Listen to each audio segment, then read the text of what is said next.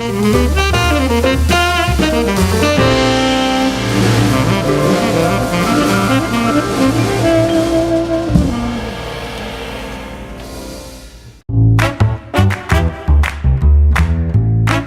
Wind River Resort and Casino, we like to celebrate life's little moments. Oh, and the big ones too, because around here, when you're completely in the moment, that's when the magic happens. Come in and find your moment at Wind River Resort and Casino. Good morning, everyone. Meteorologist Mike Krueger. You are watching Coffee with Krueger every weekday morning at 7 a.m. where we've got the latest on the forecast. And of course, the big headline has been the activity from the park fire yesterday. Here's the thing about the fire yesterday. This is activity we were expecting to be a flare-up. We're expecting to see more activity coming in from the fire, especially from what we saw. You think about how it relaxed over the weekend. We didn't see much growth. It felt better, right? And then I think it kind of was in the back of people's minds. They weren't thinking about it a whole lot. And then suddenly they're going through their day yesterday, and they see a big plume of smoke in the vicinity of where the fire is, right? And that's obviously alarming. People see that, and it's scary. I mean, honestly, when I saw it, I was out and about, and I saw it, and I'm like, is that on the west side, northwest side of the fire? Because I hadn't taken a look at the heat signature lately. And then, of course, I came back home and I saw that it was on the east side of the fire. So I wasn't necessarily concerned in Redding, but I'm obviously concerned about our neighbors out in Mill Creek area, right? So this is something that we got to watch closely. Now, it's kind of checking in with some of you this morning. We got Tracy Sackett saying good morning, and we've got Lisa Stevens saying good morning as well. So I want to thank you for joining us this morning. Looks like I'm a little disheveled this morning. Not too bad, though. Tell you what, let's get to our quick cast. And there it is. Of course, what we're looking at here at the quick cast is for those of you who kind of check in the morning and want to know what's going on with the forecast real quickly. You just kind of check in real quickly. And this is the kind of looking at that. So let's take a look at the current conditions out there right now. We're going to get into the fires, folks, and we're going to get a lot more detail with those fires too. Temperatures in the low to mid 60s in the valley right now, a little bit warmer out in Chico at about 68. Temperatures upper 40s to even some low to mid 50s for the higher elevations. Visibility looking a little bit better out there for the coast this morning. We take a look right now what it looks like in Crescent City. And there you can see we are seeing some of that low clouds out there, but they're not as low as they were yesterday. We take a look this morning at elk country, which, by the way, if you look closely, you can actually see some elk this morning on the grass there. Take a look. If you look at the upper left corner of your screen there, you can see the elk hanging out. And before I went on here, there was one that was kind of walking pretty close to the camera there. But there it is, elk country, finally living up to its name, but obviously still looking at those foggy conditions out there this morning. In some spots here, some of those low clouds. Let's take a look at what it looks like out the door this morning. Temperature is still fairly mild at 8 o'clock this morning. Should be looking at low 70s in the valley. Low to mid 60s for the higher elevations. And of course, for the coast, you got those low clouds and temperatures in the mid 50s. For the smoke, well, it's going to be pushing a little bit more to the northeast, kind of like what we saw yesterday. We didn't see a lot in the way of haze or smoke for the valley, but you can see it all pushes to the east, northeast is what we're looking at here as we take it through the day today and into tonight. It kind of settles as we go into the overnight hours because the smoke tends to kind of die down a little bit here in the overnight hours, and the smoke tends to kind of just settle itself a little bit here. But then, of course, it kind of pushes more to the north. Let's take a look at futurecast here, and we could see some clearing this afternoon for parts of the coast. There's 2 o'clock in the afternoon for the coast. And you can see it looks like some breaks in the clouds in some areas here, even into the afternoon. But then, of course, going into tonight, looks like we're going to start to see that fog kind of return. Let's take a look at our forecast for today. Temperatures are going to be maybe a degree or two warmer than it was yesterday, with a high of 104 for Redding, 97 degrees for Willows, and Paradise about 95 degrees. And for the coast, temperatures in the mid-60s this afternoon. Taking a look at your 7-day outlook for the valley. We are eventually going to see our temperatures drop, but it's still hot even through the weekend. It's not until places like Red Bluff, Chico, yeah, you're going to drop below 100 degrees by the weekend in some cases here, but it's really Monday that I think across the board we're going to see some noticeable drops in those temperatures, with the exception of the coast, keeping in the mid-60s. But inland, you're going to be down to the low 90s for the weekend early next week, and for places like Weaverville, upper 90s to about 100 degrees this weekend to the mid-90s by the time we get into Monday. And we take a look at Mount Shasta. You're down to the 80s, as well as El Turris, down to about 90 degrees for Susanville. So, yeah, I mean, that's kind of what we're looking at here with the long range. It's going to stay hot this week and even into the weekend, but we're going to start that downward trend, especially by the weekend, and we're going to notice it even more so as we go into next week. Let's check in with everybody out there this morning before we get to the fires here. Just kind of want to make sure everybody gets in. And if you have any questions, comments, or concerns about the fires, let me know, and we'll kind of get into that. But let's take a look at what everyone's doing out there this morning. We've got Mary Mack saying, good morning. Let's get some of your comments up there on the screen here so you can give everybody some recognition. We got Rowdy Kelly saying, low marine layer, but a nice morning on the coast. First morning without wet streets in several days. So yeah, you've been looking at that really dense fog in the morning, and not to mention, of course, low enough where you're seeing some of that drizzle out there. So yeah, I'm sure you're kind of happy about that. Lori Schaefer from Chester. Boy, I bet you're really feeling the impacts of that fire here, at least with that smoke kind of moving over your area and really seeing it off in the distance. And, you know, as I'm sure there's some concern as far as the fire reaching that area. I mean, it's growing into the north and east. So we'll be taking a closer look at that here in a second. We have got Pam Georgia Carver saying, coffee, hello, and good morning. Well, good morning to you as well. We've got Tom Frazier saying good morning this as well. So tell you what,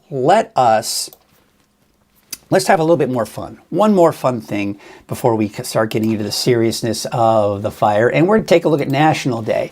National Engineering Day, we got, let's put this up. We got National Engineering Day, National Night Out Day. So this is kind of something you've probably been hearing about in the news. And it's the first Tuesday in August, which is today.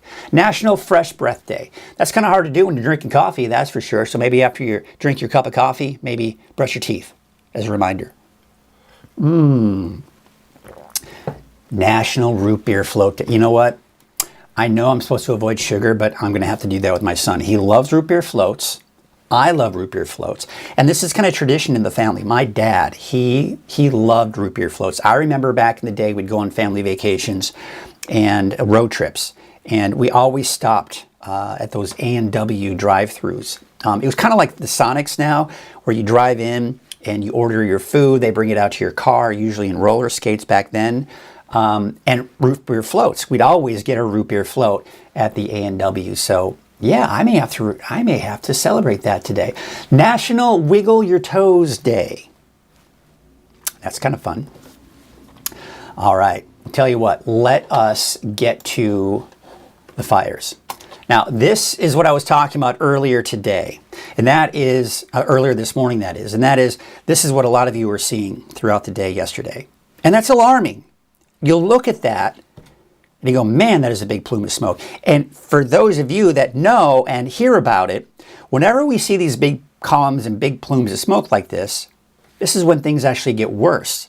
Because when that happens, wind comes in from all directions and helps to fuel the fire, and then things just get worse. We saw several plumes like this throughout the day. I want to thank, by the way, Robin Ellis for sending in this image. If you want to share your fire photos, I encourage you to do that through the free Weather NorCal app. She shared it this morning. I was able to get it and show it to you. Free Weather NorCal app from your iPhone or Android. Just search for Weather NorCal in the App Store, and you'll be good to go. All right, tell you what I'm going to do here, because I want to show you the latest image coming in from what I was just showing you here. We are going to get to, there it is. I'm going to do a refresh on this, because what it will do is show the latest images. I wanted to show you the progression throughout the day and into tonight. Now, what I'm going to do is I'm going to stop it. This is right around sunrise, right? Now, sunrise, it was fine, right? There wasn't a lot of smoke out there. There were no plumes of smoke. Then look what happens. As we go through the day, there is the first sign of that plume of smoke coming up. And you can see the heat really building from that fire. Look what happens. You see how we kind of progress through time. And if you look closely enough, you can actually see the progression not only of that smoke, but of that heat signature pushing to the north and to the east. So that's what we're looking at right there. Then we go into the overnight hours, and I had mentioned in my update a little after 8 o'clock last night that we were eventually going to see the fire relax. It was going to take time, but it was eventually going to relax. So look at the overnight hours. I mean, that heat signature, it was holding on pretty strong through a good portion of the night. It's really not here until the last few hours that we're reaching a point where the heat signature is not nearly as strong as it was just a few hours ago. And you can see here, this is what it looks like this morning. So yes, we're seeing that column of smoke, but you see how it's kind of settled down. What happens is the cooler air kind of helps to kind of push down and allow that smoke to settle down into some of those valleys and settle down in general. So you kind of have that blanket of smoke. Now this is a good way to start. You want a lot of smoke over the fire like that to help smother a little bit. And that's what's going to allow it to relax a bit. But if we start to clear things out, we'll probably clear things out around the fire. We may see some more flare-ups in that fire, unfortunately. It just depends on when that smoke decides to clear out. So it may take a little bit longer for us to see those flare-ups, but I do think we're going to see some flare-ups any way you look at it. Let's see here. Let's take it back 12 hours in time. And there again, you can clearly see a big difference, right? So yesterday, when we were in that prime conditions, you see the big plume of smoke, right? And then we advance it into time, and I think at some point they moved the camera here, but I want to show you here as we see the sunset. Look how it's still just billowing. You can see the flames at the bottom of the screen there, and then it goes into night mode. And you can, obviously it kind of amplifies the heat signature there, but you can see just burning well into the night. But what you'll notice, you see the plume of smoke, you can kind of see it in the light there. You see how it's not pushing up as high. You can kind of start to see the fire losing some of its energy, and unfortunately they start moving it a little bit, so we can't really see it at that point. Let's see if we can get back. There it is. Oh no, and then it kind of goes back again. Oh, there it is. So again, you see what you saw there before we started moving the camera. You see how that it's not pushing up as high. So we're seeing the fire relax a little bit this way, and you can see it even more so. Of course, now that we're starting to see a bit more light, but look at that. See that? How the smoke kind of has really settled down. So you look at that, and you can still see that we still have those flames burning. It's still producing a lot of smoke. There's kind of a closer view, and you can see, again, a lot of that smoke kind of pushing upwards, but there's a little bit of a cap right here, and it's not pushing up as high. And it's kind of pushing that smoke a little bit to the north. All right. I think that's it on this one. And again, we showed how it's kind of, you know, where that heat signature isn't quite as bad either. Okay, so that was what it looked like yesterday, and that's what I showed a little bit earlier today. All right, let's go and take a look now at the latest fire perimeter. So what I've done here is you've got the fire perimeter, the latest one. You've got the kind of that solid red. That is a look at the latest heat signatures that are coming in from the fire. This is from the last 6 to 12 hours that you're looking at with that heat signature. What I'm going to do here is I'm going to advance it. I want to take that fire perimeter off so you get a better idea of where those latest heat signatures are. And once again, on the northeast side of the fire. I zoomed in here a little bit closer so we can get a better perspective on where that is. And you can see it's well within that Mill Creek drainage, moved off to the north and east. There was another spot fire that developed to the south and east of Mineral, south and west of Mill Creek. Now, obviously, that's a bit of a concern, but the main fire itself, as you can see, is kind of to the south of that. So again, you can take a closer look there. There you can see that spot fire just between, closer to Mineral, but between Mineral and Mill Creek. But again, that main fire, and keep in mind, we're looking at the heat signature coming from the satellite, so the overall placement of this is going to be a little bit different than that of the exact fire perimeter, but you get the idea. So once again, we take a look at the latest fire perimeter. Now, the latest coming in from CAL FIRE is 414,000 acres and 42 414,042 acres at 34% containment. I want to show you, these are the last 3 perimeters that came in. The one that was yesterday morning, yesterday evening, and of course early this morning. So the white line, anything to the south and west of that, that was the fire perimeter from yesterday morning, 24 hours ago. Between those 2 white lines, what you're seeing here is the fire perimeter that grew through the day yesterday until about 6 p.m. Okay, that's between those 2 lines. Anything northeast of that white line, that is the growth from overnight into this morning.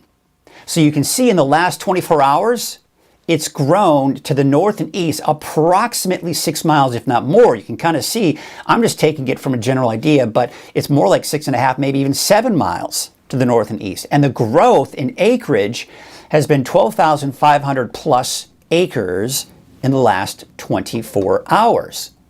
So where does that put that from the mineral area? Well, 3.9 miles. And as far as Mill Creek is concerned, 2.8 miles. Some of you might be asking, well, what about that spot fire? Well, that was too close for comfort, wasn't it? 1.7 miles from mineral and about 2.5 miles from Mill Creek. All right, so this is a look at the Mill Creek drainage. And again, you can see the different shades of red. The one closest to us is, of course, from 24 hours ago. Yesterday evening, you can see the other shading, and then of course the more transparent shading is from this morning. So you can kind of go through the drainage, and you can see it really just burned right through that drainage and then up over to the plateaus as well.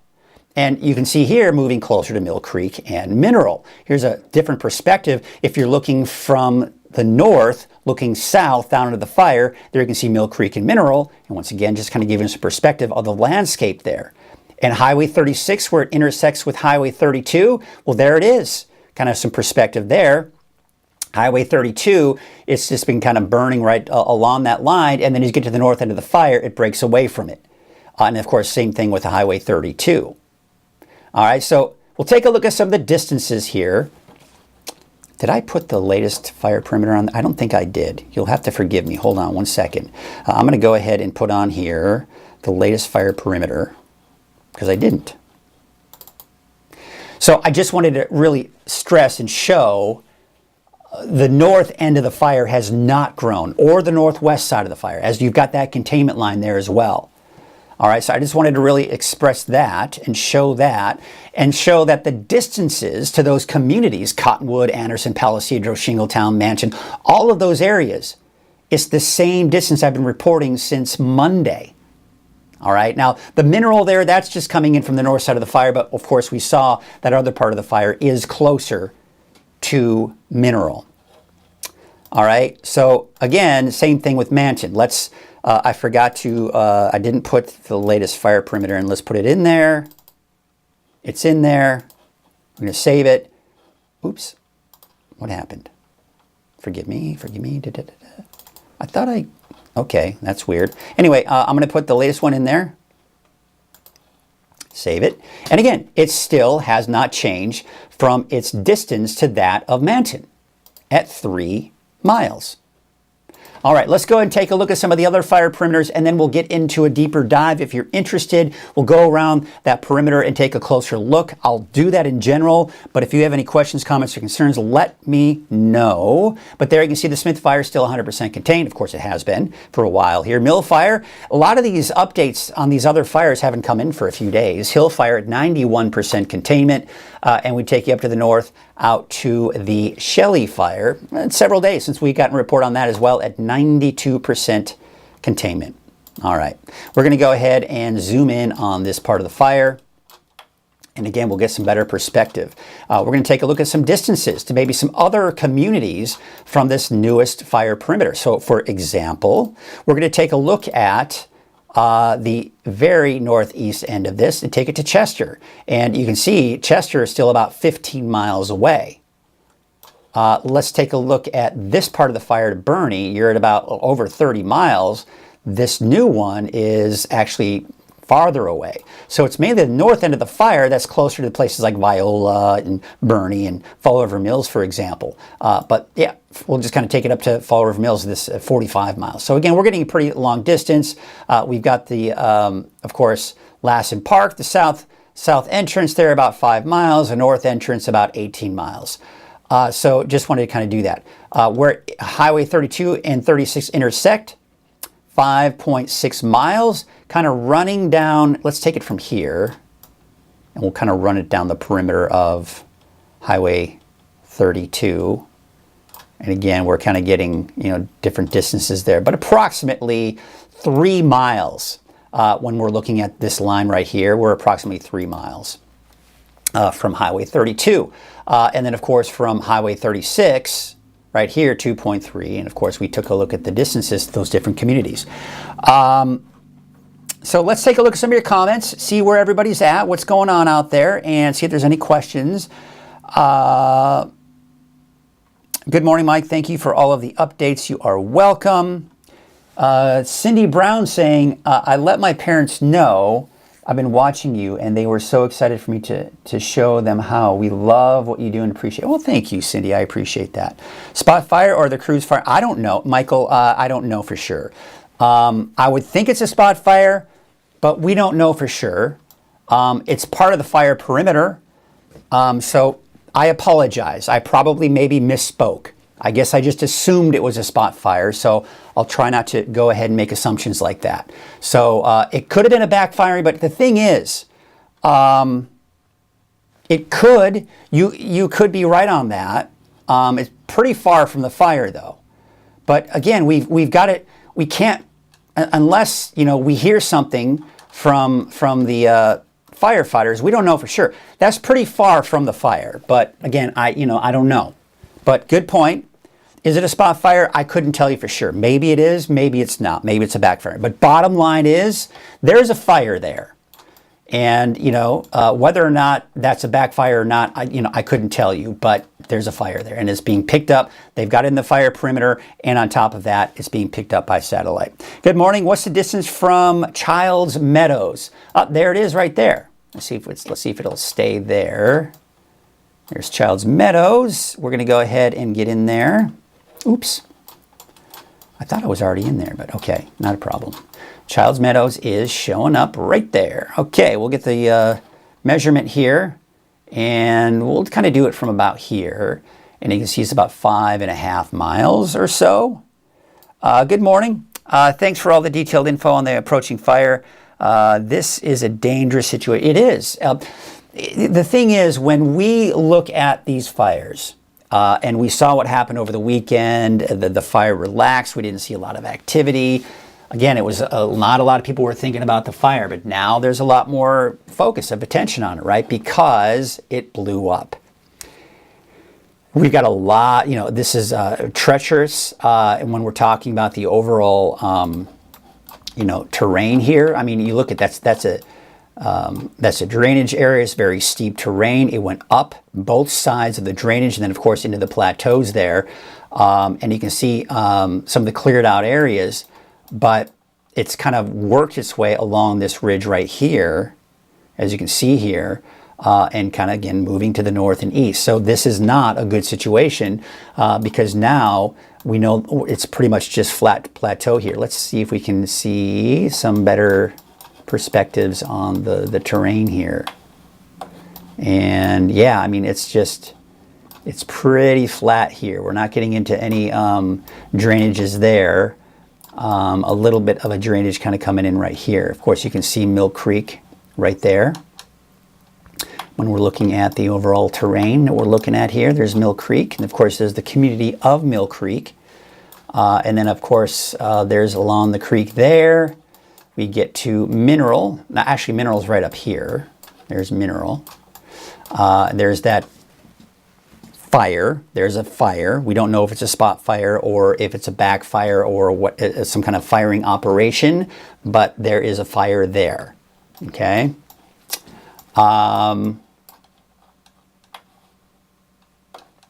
So yeah, this is kind of looking from the north, east to the south and west, and kind of going into that drainage. So really, when you look at 24 hours ago, this is where the fire was. Let me do a telestration. This is where the fire was 24 hours ago. All right. So when we kind of, this is all just the drainage coming in right through here. Let's see if we can zoom it out, and I'll do another telestration. So the drainage is all within here, right? That's what we're looking at. So it went up down through the drainage, and of course it just kind of worked up both sides of that. That's what I want to do. It worked its way on both sides up those steep ridges there, make it to the ridge, and then of course into the plateaus. So you've got the ridges somewhere around here, right? So anything beyond that is burning onto the plateaus there as it starts getting to flatter terrain. But definitely one of those things where what happened? What's the reason why? What happened? Well, bottom line, it was hotter. It was clear. We had a plume development. The plume development is what brings in and kind of sucks in all that air, and it adds fuel to the fire, is for lack of a better term. And on top of that, it was just, it was very dry and very hot out there as well. So there were already evacuation orders in the Mineral and Mill Creek area as it was for quite a while. Those were reissued because there were probably a lot of people that stayed back. But now they're reissuing and saying, hey, get out now. And here's the reason why. Look at how fast it grew in a matter of 24 hours. You take a look right here is where the fire perimeter was 24 hours ago. Here's where it is now. Again, I was mentioning that I had it over here a little earlier. It was about 6 miles. But, it's closer to 7 miles that it has grown in the last 24 hours. So that is significant, folks. And we need... If you live in that area, Mill Creek, Mineral, Childs Meadows, right? If you live in that area, you need to get out. If you're watching this and you're not out, you need to get out. That's just the bottom line. I don't want to be an alarmist, but that's just the bottom line. This is definitely a dangerous situation, and we need to take it seriously. That is pretty much going to do it for now. I don't have any more questions or comments or any concerns about the fire itself. So I'm going to go ahead and get into the forecast now. See if we can get into that here. And we're going to talk about everything. But we're going to get to just the main forecast, not talking a whole lot about the fire. Before we do that, let's just remind ourselves of the beautiful area that we live in here. This is courtesy of Austin Grissom, Above the Fog. I believe this is coming in from the Neyland area, but I don't know for sure. But you're looking down at the fog there. And Austin sent in this picture through the Free Weather NorCal app. And again, I mentioned this a bit earlier, but I would love for you to send in your photos, whether it's a photo like that, a beautiful photo, a sunset photo, a fire photo, whatever. Send me your photos, and we'll see if we can't get them here on Coffee with Krueger, on the Morning Update, and on social media in general. All right. Coffee with Krueger, you're watching here, is made possible by Wind River Resort and Casino. Remember, my sponsors are very important because without sponsors, Coffee with Krueger and Weather NorCal would not be possible. So, at Wind River Resort and Casino, enjoy friendly service, a wide variety of specials and promotions, plus all of your favorite slots and table games. And again, I want to remind you, you can get the free Weather NorCal app by searching on your phone from the App Store or Google Play Store, depending on your type of phone. Search for Weather NorCal, look for that logo right there, and click Install. And you can start uploading your pictures, and you can also get everything else that's available from the app. Right now, we're looking at temperatures in the low to mid-60s for most of us in the valley, a little bit cooler in Willows at 58, 48 for Alturas, 57 degrees for Susanville, and we got those mid-50s along the coast. So our headlines, well, they've got that warming trend over the next few days with typical summer heat all week long. It'll just be dry this afternoon, and not to mention hot with those winds picking up. But we do expect a slight dip in our temperatures this weekend and probably a bigger dip in our temperatures by early next week. The winds, well, again, they're not that much of an issue. That's standard. That's typical. It's allowed the fire to relax a bit, but there you can see later this afternoon, look what's happening. The winds are picking back up again. It's going to be hot. It's going to be dry. So we could be looking at a repeat of yesterday, maybe some more plumes of smoke, maybe some more growth. Again, this is why we have to take heed of all of the evacuation orders. It's for your safety. Now, the thing is, we got some smoke kind of covering the fire right now. That should help and maybe postpone these flare-ups, but it's pretty much inevitable, folks. We'll probably be looking at more flare-ups again this afternoon in the same area of the fire. So you can see here, going into tomorrow, the winds are still going to be a factor, and it's still going to be very hot out there. Thursday, look at that, the wind's picking up. Even stronger, look at that, even in the east here, looking at some strong winds coming in from the west, moving eastward. So the humidity levels, look how dry it is. It is dry. It is bone dry out there. We're talking 3% in Chico. Chester, about 8%. It's not looking good out there, folks. We take you into your Wednesday, same situation. Gets a little bit better, but not by much. We go into Thursday, again, a little bit better. So at least we have slightly improving conditions with the humidity levels, but the winds, they're still a problem. So when we're looking at this higher fire danger, again, just outside of just talking about the park fire, just any new fires in general, we need to prevent that from happening. So the best way to do that, don't drive on grass, on dry grass in particular. And don't let your chains drag if you're towing a trailer. Never toss cigarettes on the ground. Use grills on gravel or paved surfaces. Never mow your lawn when it's windy out, okay? Make sure that it's not windy and that it's not as dry out. And never leave fires unattended, and make sure you extinguish them should you make a campfire. All right, let's take a look at the forecast smoke out there. And you can see again the main smoke pushing to the north and east. Chester, Susanville, hate to say it, you're gonna be looking at more smoke again, probably this afternoon, evening, and tonight going into tomorrow morning. Then it pushes back up to the north. Chester once again really getting the brunt of it. But places like Bernie, Ada, and Altura still seeing some of the haze and smoke out of that as well. In the meantime, not much going on to the west of the fire. So big story here, big picture that is.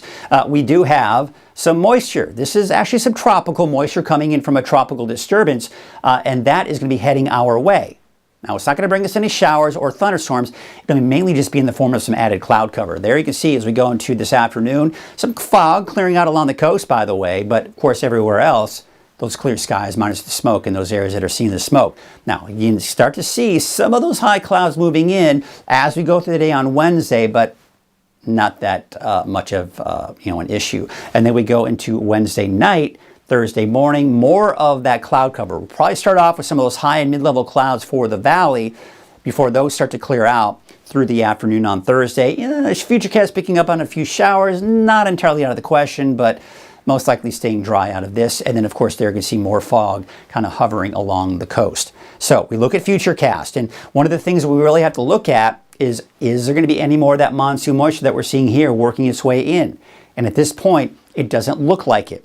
Now, on the plus side, if we get monsoon moisture, it increases our humidity, and that helps in the firefighting efforts. However, on the negative side, and I don't know if that's necessarily worth it, because we got the potential for thunderstorms anytime that monsoon moisture comes in, and we don't want or need the lightning strikes. So it looks like that monsoon moisture stays to our east, and we don't anticipate any mountain thunderstorms anytime soon. And we do have cooler temperatures on the way, but we've just got to get through the rest of this week, because that ridge of high pressure will pretty much still be in place, but up to our north, we're going to start to see some energy break down from the north, and that'll help to bring in some cooler air. It'll also help to push that heat down to the south. So as a result, our temperatures will start to drop over the weekend.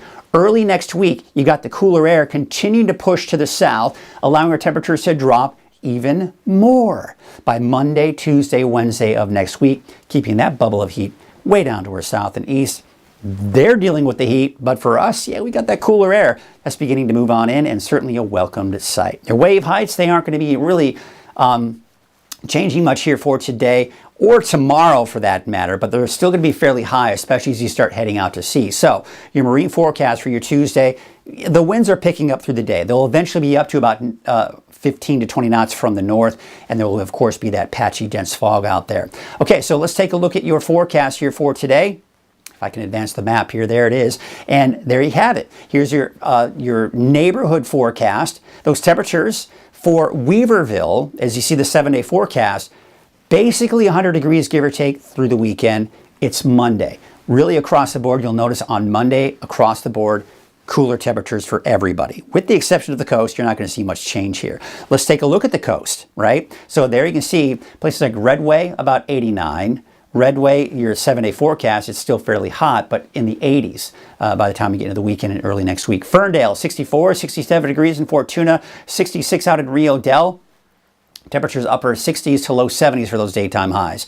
Taking a look at to the north, Hoopa, yeah, I mean, temperatures basically mid to upper 90s, about 101 degrees for your Wednesday. That's the peak of the heat wave, by the way. And then temperatures dropping down to the low 90s by the weekend. But for the coast, Crescent City in particular, temperatures in the mid 60s, give or take. Yeah, you're seeing a minor drop here on Monday, but really nothing all that significant. Temperatures today, though, 75 for Smith River, 68 degrees for Orick. We take you out to Siskiyou County, where temperatures are going to be rather hot there. 100 degrees in Horace Creek, Happy Camp about 98, Hornbrook 96, Gazelle about 95 degrees, and for Scott Valley, 95 degrees for Etna, 90 in Fort Jones, and Callahan about 95 degrees. But again, notice the 7-day outlooks. Those temperatures are dropping, and a decent drop going into early next week. Your Modoc County neighborhood forecast for from 90 on Sunday down to 88 degrees on Monday of next week. We take you to the south. Smoke and haze, depending on where you are. 95 in Montgomery Creek, 98 for Paynes Creek, and there you can see, of course, the smoke and haze, even for places like Bernie, but down to the 80s for Bernie by Monday. We take you out to Lake Elminor and Lassen Park, and there you can see, of course, the 7-day forecast for Chester. Haze and smoke, not only tomorrow, but most likely, of course, for today as well. Temperatures dropping down to the upper 80s by Sunday, mid 80s by Monday. All right, let's take a look at our Eastern Mountains neighborhood forecast to the south, where you can see Paradise. You're still going to be at least in the low 90s starting Thursday through Sunday, but down to the 80s by Monday. And for Susanville, still right around that 90-degree mark, but you can also see that downward trend. Your Valley neighborhood forecast, temperatures upper 90s to even over 100 degrees, just depending on where you are. About 101 degrees for Chico, but Willows, 98, 99 degrees for Gridley. A bit of that south delta breeze, keeping things a little bit cooler to the south, with 104 out in the city of Shasta Lake, 104 for Redding, and 103 in Cottonwood. So let's take a look at your 7-day outlook for Redding. There's the peak tomorrow, 105, and then temperature starting to drop after that, but still at least 100 degrees through Sunday in Redding before we do drop back down. Look at that, into the upper 90s for your daytime highs. That's pretty much going to do it for us today, folks. If there's any more questions or comments or concerns, we can certainly do that. Let me know in the comments if there is anything that you're concerned about. Otherwise, we will call it a day. By the way, if you're just checking in or go, oh, I missed it, not a problem. All you got to do is this, and I'm going to show you on my website here. We're going to go to weathernorcal.com. I'm going to type it in. weathernorcal.com.